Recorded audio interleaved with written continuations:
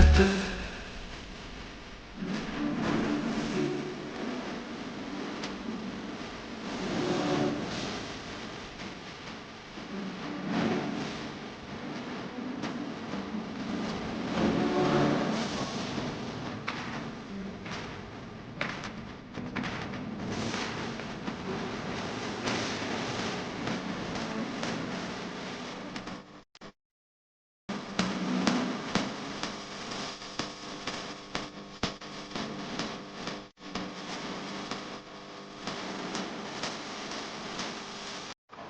இயேசுவில் அன்பிற்கினியவர்களே, இன்றைய நாள் உங்களுக்கு இனிய நாளாக அமையவும் இறைவனின் ஆசீரும் அருளும் உங்களோடு தங்க உங்களை நான் வாழ்த்துகிறேன். Praise the Lord. இயேசுவுக்கே புகழ், இயேசுவுக்கே நன்றி. அன்பார்ந்தவர்களே, நீங்கள்லாம் தீவிரவாதி தானே? என்னது தீவிரவாதியா? ஆமா, நீங்கள்லாம் தீவிரவாதி தானே? மறுபடியும் சொல்றேன். ஏன்னா நாம் இன்று தீவிரவாத செயல்களை செய்து கொண்டிருக்கிறோம். இதைத்தான் நமது திருத்தந்தை பிரான்சிஸ் அவர்கள் சொல்லுகிறார்கள். அது என்னவென்றால், பிறரை பற்றி அவதூறாகவும் பிறரை பற்றி புரணி பேசுபவன் தீவிரவாத செயல்களை செய்கிறான் என்று சொல்லுகிறார். ஆம், இன்று நாம் பிறரை பற்றி அவதூறாகவும் பிறரின் செயல்களை பற்றி புரணி பேசுகின்ற நிலையில் தான் வாழ்ந்து கொண்டிருக்கிறோம், இறை வார்த்தையை ஏற்காமல். ஆம், நாம் இந்த தீவிரவாத செயல் ஆன புரணி பேசுவதை செய்து கொண்டிருக்கிறோம் ஒவ்வொரு நாளும். அதிலிருந்து ஒரு வேறுபட்ட மனிதர்களாக நாம் வாழ வேண்டும் என்று இன்றைய திருவழிபாடு நமக்கு அழைப்பு விடுக்கிறது. அன்பார்ந்தவர்களே, முதல் வாசகத்திலே எசையா இறைவாக்கினர் வழியாக கடவுள் அழகாக மக்களுக்கு சொல்லுகிறார், என் கட்டளைக்கு செவிசாய்த்து வாழ்ந்தீர்கள் என்றால் உங்கள் வாழ்க்கை நிறைவாக ஆற்றை போலவும் உங்கள் வாழ்க்கையின் வெற்றி கடல் அலையை போலவும் பாய்ந்து வரும் என்று சொல்லுகிறார். கடவுளுக்கு முழுமையாக கீழ்ப்படிந்து செவிசாய்க்க வேண்டும், ஒருபோதும் அவதூறாக பேசக்கூடாது என்று சொல்லித் தருகிறார். அன்பார்ந்தவர்களே, நற்செய்தியிலே திருமுழுக்கு யோவான் அவரது செயல்களை கண்டு அவருக்கு பேய் பிடித்து விட்டது என்று சொல்லுகிறார்கள்.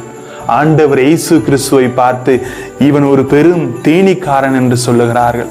இப்படி அவரது வார்த்தைக்கு கீழ்ப்படியாமல் அவர் என்ன சொல்லுகிறார் என்பதை ஏற்காமலும் அவர்கள் செயல்களை பற்றி தங்கள் வாழ்க்கைக்கு ஒப்பிட்டு பார்க்காமலும் புரணி பேசுவதும் இந்த மனிதன் இப்படித்தான் என்று அவதூறும் பேசுபவராக அன்றைய காலத்தில் இருந்து கொண்டிருக்கிறார்கள். அதே போன்றுதான் இன்றும் இன்றைய நடைமுறை ஒழுகிலே வாழ்ந்து கொண்டிருக்கிறோம். பிறரை பற்றி குறை சொல்லுவது, பிறரை பற்றி அவதூறாக பேசுவது போன்ற எண்ணங்களை நாம் ஒவ்வொரு நாளும் செய்து கொண்டிருக்கிறோம். அன்பார்ந்தவர்களே, எனவே நாம் அனைவரும் கடவுளுக்கு கீழ்ப்படிந்து வாழ வேண்டும் என்று சொல்லித் தருகிறார். அவரது வார்த்தையை செம்மையாக ஏற்று அதை என்ன சொல்லித் தருகிறது என்பதை உணர்ந்து நமது வாழ்க்கையிலே வாழ வேண்டும் என்று கற்றுத் தருகிறார்.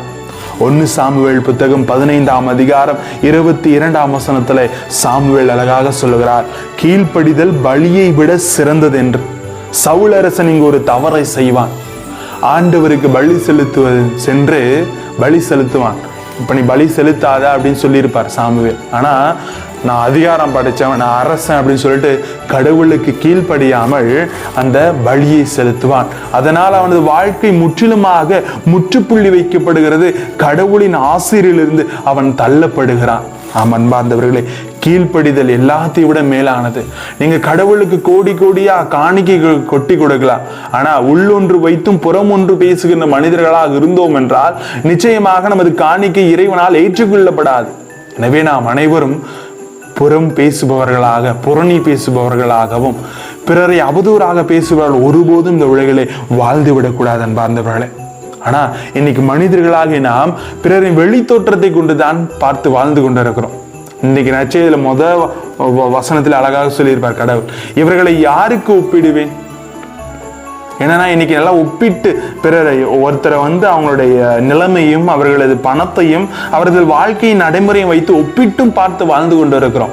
இப்பேற்பட்ட நிலையில் நாம் வெளிவர வேண்டும். அன்பார்ந்தவர்களே, ஏனென்றால் 1 சாமுவேல் 16ஆம் அதிகாரம் 7ஆம் வசனம் அழகாக சொல்லுகிறது, மனிதர் முகத்தை பார்க்கின்றனர், ஆண்டவரோ அகத்தை பார்க்கிறார் என்று.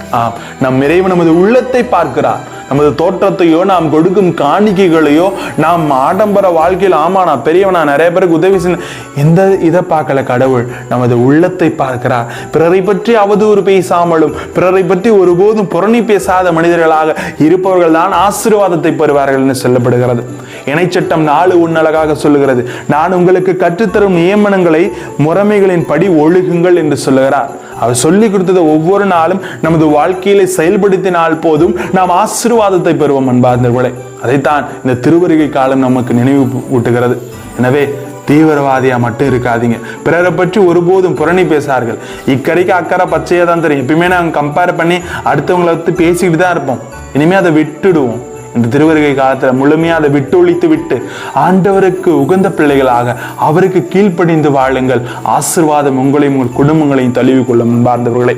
1 தெசலோனியருக்கு ஆகமம் 5ஆம் அதிகாரம் 15ஆம் வசனம் அழகாக சொல்லுகிறது, எவரும் தீமைக்கு பதில் தீமை செய்யாதவாறு பார்த்து கொள்ளுங்கள். உங்களில் ஒருவருக்கொருவர் மட்டுமின்றி எல்லோருக்கும் எப்போது நன்மையே செய்வதையே நாடுங்கள் என்று சொல்லுகிறார். அன்பார்ந்தவர்களே, இந்த திருவருகை காலத்தில் எப்போதும் நமது உள்ளத்திலே பிறரை பற்றி புரணி பேசாமல் பிறருக்கு நன்மைகளை செய்வோம். தீமைகள் பதில் நன்மைகளை செய்து இறைவனுக்கு கீழ்ப்படிந்து வாழ்வோம். பிறக்கிருக்கின்ற பாலத் உங்களை தீவிரவாதியாக இல்லாமல் உங்கள் குடும்பங்களை ஆசீர்வாதமாக மாற்றி நீங்கள் செய்கின்ற ஒவ்வொரு நற்செயலுக்கு ஏற்றவாறு உங்கள் வாழ்விலே பரிசளிப்பாராக. இவ்வாறு செய்தால் ஆசீர்வாதம் நிச்சயம். செய்து பார்ப்போமா?